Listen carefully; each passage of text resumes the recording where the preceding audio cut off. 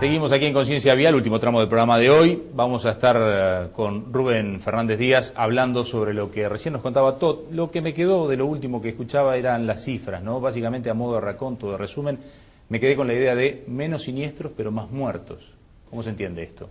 Exacto. Si bien digo el periodo que estamos analizando es un poco acotado, digo todavía no hemos finalizado el año y lo ideal es comparar año a año para saber cuál es la situación. El año pasado, por ejemplo, se logró abatir el índice de fallecidos en carretera prácticamente un 10%. Eso es una noticia positiva, es algo alentador. Y este año se ha dado una situación distinta que tiene que ver con lo siguiente. O sea, se ha logrado disminuir la siniestralidad vial en carretera.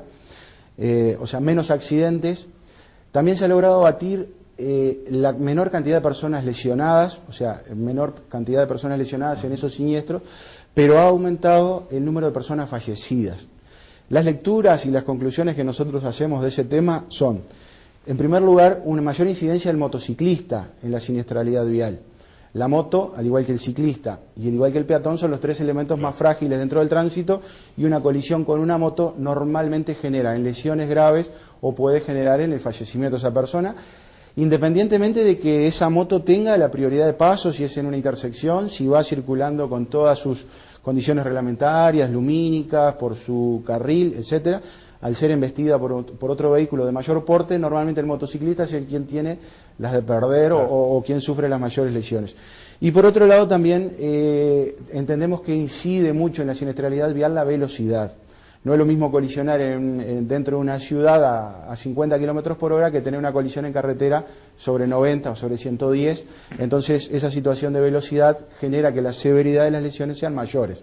Por lo tanto, entendemos que esos son los dos factores que principalmente están incidiendo en el número de fallecidos, que este año, ya le digo, en lo que va de este periodo ha sido mayor, y comparándolo con el mismo periodo del año pasado, pero digo, todavía quedan unos meses y el cierre definitivo es el que va a dar ese es el panorama que hoy por hoy tenemos de la circulación en carretera, que de acuerdo a los informes que se establecen desde UNACEB, los informes de siniestralidad anuales que realiza UNACEB, la siniestralidad en carretera es prácticamente el 10% de lo que es la siniestralidad urbana en los distintos departamentos, ¿no?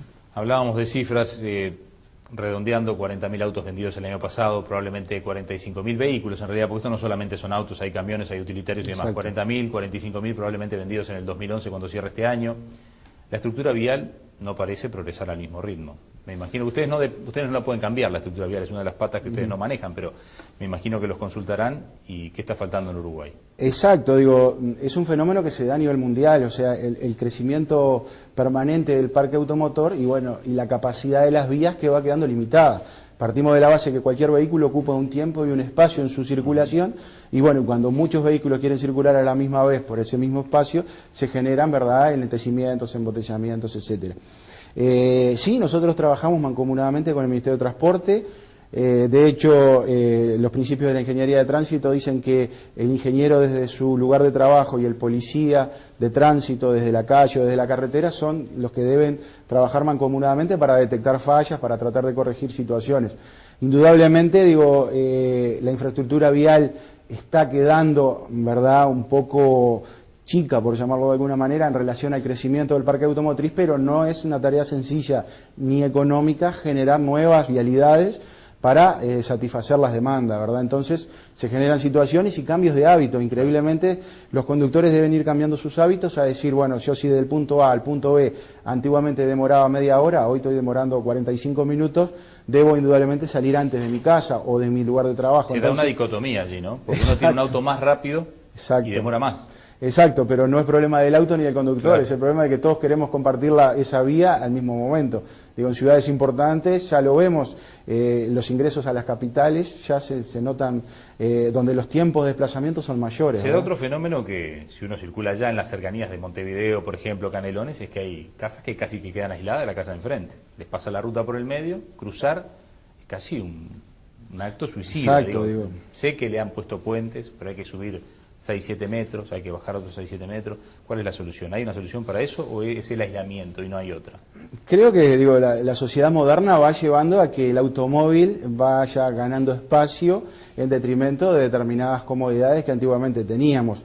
Digo, vivimos en un país donde la producción, por suerte, digo, está en neta expansión y bueno, quien produce un bien debe tener una cadena de transporte para que ese bien llegue al consumo, llegue a un puerto, llegue a un aeropuerto. Entonces, la cadena de transporte pasa por la carretera. Uruguay no se caracteriza por tener líneas aéreas que saquen una producción, por ejemplo, desde Tacuarembó al puerto, ni digo, por eso es que se está tratando de potenciar todo lo que tiene que ver con el uso del ferrocarril como forma de que las carreteras no sufran, ¿verdad?, el deterioro que sufren con el transporte de carga, principalmente el transporte forestal, el transporte de granos.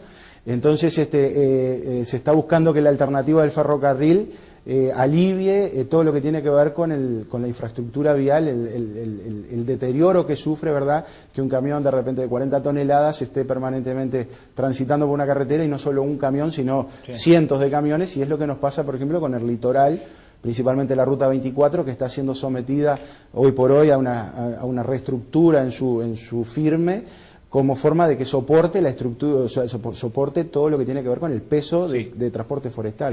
Están hablando allí casi de una ruta acanalada, es como que tiene 2 canaletas. Exacto. Que cuando hay agua queda continuamente llena de agua. En este momento se está trabajando en una nueva tecnología que tiene que ver con un hormigón ya preensamblado, donde se va a ir colocando sobre la estructura. Ese hormigón tiene una serie de componentes que lo hacen resistente y bueno, de acuerdo a las comunicaciones que el Ministerio nos ha hecho llegar, ese pavimento va a ser instalado en los próximos meses como forma, ¿verdad?, de paliar lo que está pasando con esa ruta. Pero es el típico ejemplo de lo que nos está pasando en el país. O sea, el país se expande, crece económicamente, el turismo crece y bueno, las carreteras son las vías de comunicación con cualquier actividad turística o industrial. Entonces, cuando nosotros nos enfrentemos a la próxima temporada estival, vamos a tener mayor cantidad de vehículos desplazándose, por ejemplo, entre Montevideo y La Paloma o entre Montevideo y Maldonado, por la misma carretera. Entonces, los tiempos van a ser mayores, los ritmos de circulación van a ser menores, las velocidades a desarrollar van a ser menores y bueno, todo eso lo debemos ir asumiendo porque es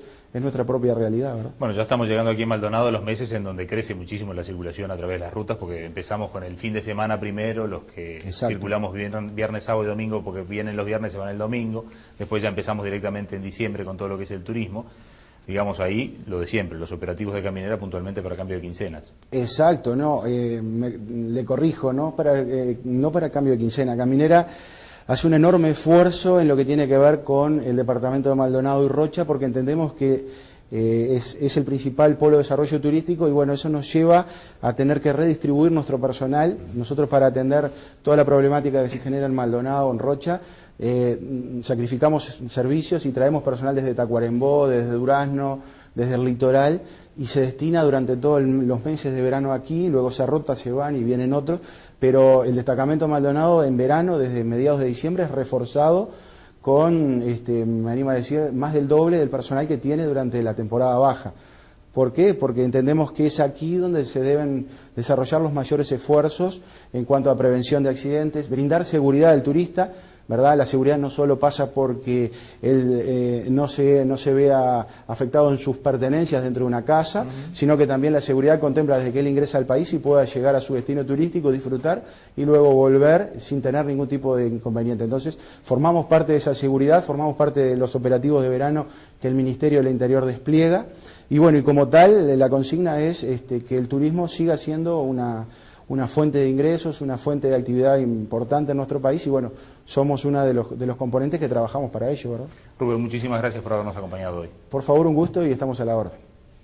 Auspiciaron Copsa, La Fernandina Neumáticos, Florería La Capilla, Cardiomóvil, Un Vecino Médico, Álvaro Jimeno Turismo, Practic Yeso, Construcciones en Seco, Letras del Este, Comunicación Visual, Taller Gospodinov, La Casa del Carburador, La Sandwichería, Parrilla y Restaurant El Tonel y Diluso Vehículos.